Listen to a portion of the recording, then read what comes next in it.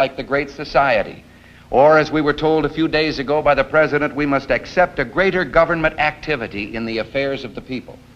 But they've been a little more explicit in the past, and among themselves, and all of the things I now will quote have appeared in print. These are not Republican accusations. For example, they have voices that say the Cold War will end through our acceptance of a not undemocratic socialism. Another voice says the profit motive has become outmoded. It must be replaced by the incentives of the welfare state. Or our traditional system of individual freedom is incapable of solving the complex problems of the 20th century.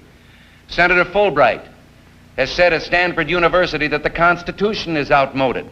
He referred to the President as our moral teacher and our leader, and he says he is hobbled in his task by the restrictions of power imposed on him by this antiquated document. He must be freed so that he can do for us what he